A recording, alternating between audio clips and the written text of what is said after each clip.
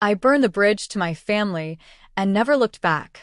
At 28, I never thought I'd walk away from my own kin, but that night in our Stamford dining room shattered everything. My mother, Diane, slid a glossy envelope across the table to my sister, Chloe, 21, fresh from her breezy college graduation.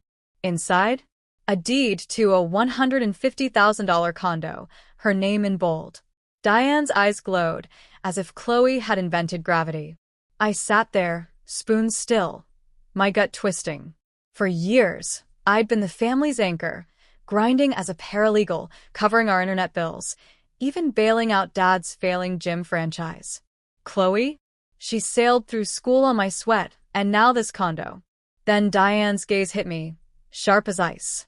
Emma, you owe $1,800 rent next week. Dad, Greg, nursed his beer mute. Chloe clutched the deed, smirking. The betrayal seared. I didn't yell. I stood, table creaking, and marched to my room. Fingers shaking, I packed a backpack, tablet, jeans, charger. I snatched the keys to my rusty Nissan and drove to my friend Zoe's loft. The condo's address lingered in my mind, mocking me. Would you stay with a family that stabbed you like this? Drop your take in the comments. Next morning, on Zoe's futon, my tea grew cold. A memory gnawed, financial logs I'd seen while untangling Dad's gym accounts. I'd paid for Chloe's meal plans, our water heater, even Diane's new tires. That rent demand? A slap. I logged into the old business account, my access still live, probably because Greg forgot I existed. My heart thumped as I scanned transactions. There, $75,000 pulled 5 years ago when Chloe started at Brown. Another $40,000 for her gap year in Tokyo. Smaller hits, $12,000 here, $8,000 there, totaled $190,000. Chloe's tuition, her phone, her beach getaway. My money.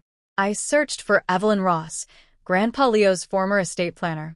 I'd met her once, a kid trailing Grandpa to her office. Retired now, her number was still listed. I called, voice steady despite my trembling hands. This is Emma Rose. Tate, Leo Tate's granddaughter. I said. I need to know about any funds he left me. A beat. Emma, I've been waiting for this. Evelyn replied. Your grandfather set up a $190,000 trust for your future, college, a home. Your father, Greg, managed it. My throat tightened. A trust. For me.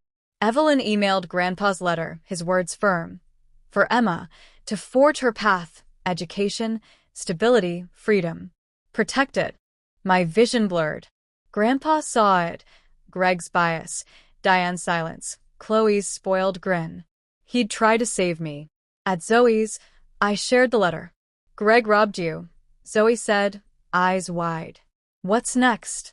I'm taking it back, I said, teeth gritted. I dove into records, tracing withdrawals to Chloe's dorm, her car, a music festival in Ibiza. Evelyn sent proof. Greg's emails claiming family expenses. Lies. I called Evelyn again.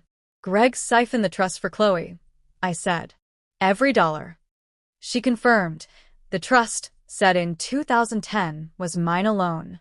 Greg had no right to touch it. I found a lawyer, Michael James Holt, a Stamford trust expert known for crushing rogue trustees.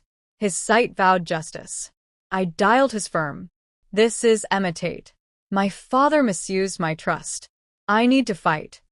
A meeting was set for tomorrow. In Michael's office, I spread out the evidence, statements, Grandpa's letter, Evelyn's emails.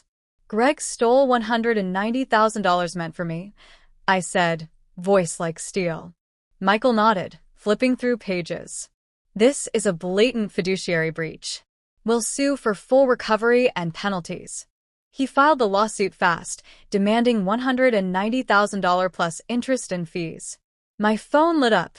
15 calls from Diane, 10 from Greg, 4 from Chloe. I let them pile up. Their voicemails, Diane's begging, Greg's barking, Chloe's half-hearted mumbles, went deleted. Zoe smirked. They're panicking. I nodded. They don't get to spin this. Weeks later, in a Stamford courtroom, Michael laid out my case. Greg Tate diverted $190,000 from Emma's trust to fund his daughter Chloe, he said, presenting bank records and Grandpa's letter to a judge with a hawk-like stare. Greg's lawyer argued the funds were for household needs, but Michael slammed back with an email from Greg to Evelyn, requesting money for Chloe's Brown tuition. Greg took the stand, voice thin. "I thought it was for everyone's good," he said. "Did Emma agree?" Michael asked. Silence. "No," Greg muttered. The judge's pen scratched. She ruled.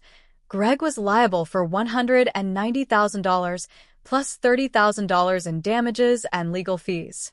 Diane reached for me, eyes wet. "Emma, let's fix this." I turned away. Her tears were empty now. Outside, Zoe hugged me. "You won." I exhaled. "It's not just the money. It's my freedom." Months later, I leased a loft in Stamford South End. The $220,000 covered the deposit and a fresh start. I launched into freelance UX design, snagging a client, Lucas Gray, a local bistro owner, for a website overhaul. My portfolio grew. My loft became home, and Zoe's support never faltered. Greg's gym folded. His name tanked after the lawsuit. Chloe fled to Seattle, scraping by. Diane's calls stopped after I blocked her last email. Grandpa's letter sat by my desk. I was enough. I'd chosen me, and that was my triumph.